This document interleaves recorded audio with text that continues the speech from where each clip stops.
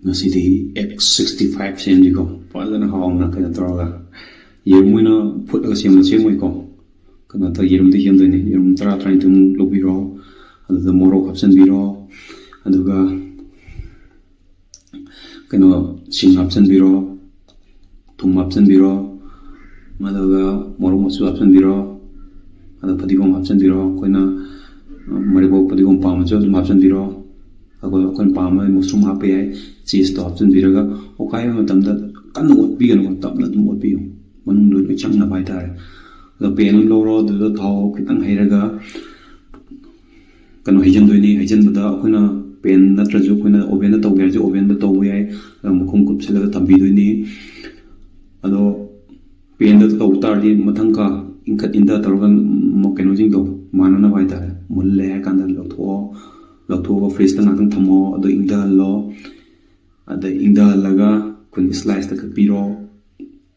slice तक कुन चाव या नुमाई दो चांग दो का अगा फदन स्लाइस का अगा कुन कनाई तारे ने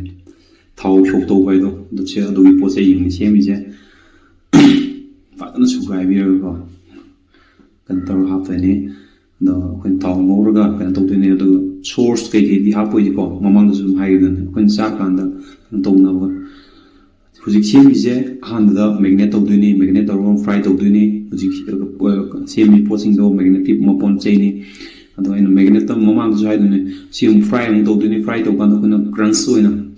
कर लाउना कन तौर चादुनी अदुना ताउ मतमदा डबल फ्राई दम तौदो डबल फ्राई तौ जतै किनते कर लाउदो दु फंगनबने दो येंगो फजरनी सिगी पोस तादनी अदुगा फजना सिना मैग्नेट तौबे है दो वांग दो मैग्नेट तौबे जु फने माइजेलनी जिंजर गार्लिक पेस्ट अदगी संगोम फंबा दो फजनो खाइ बिरगा कोटिंग तौदनी मथक सिदा कॉर्न स्टार्च अकन दुकान यावने राइस फ्लोर दे कोइन चेंग सेमदुनी को अदुगा देगी मिरसाइ जे मोरो संगांगम लेदो अदुनी अदो फदन ओखाइ बिरा तम थादा बिबको अदगा हाइ हाप कांद इसिंग हापि दे कोइना इसिंग याम हाप तब इसिंग हाप दे तैना ते कन याव बिदो संगो फम याव बिदो दुननि अदो फदन डबल फ्राई दो तोबिरो मुलो थो तौरगो मुलो थो मु थादा बदो अदो इतारदि एनी केनो जे क्रंच ओइबने को अदोगा फदन तौरगा कोइना जिनो थाउ मु बिबो थाव ओरिजिन मु कनो तौदने थाव याव हान याव रमिना खितंग मन हापने सिदा करी परता तुम हाप पनी को कनो गिवन दे अदो सोनो पाम र कोइ मैतै की खितंग खमु ai ममा भाइजे गिदो ओ दिको कोइ हाप हापे है अदो ngौरो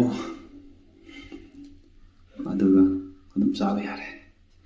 सिने केनो त चिकन X65 त अदो अखोइना कनो येरुमदै तौबदो फुटला तौबदो मरमुत तो तोंगाना म कनो दो मसाला तोंगाना म फजना तारोयबा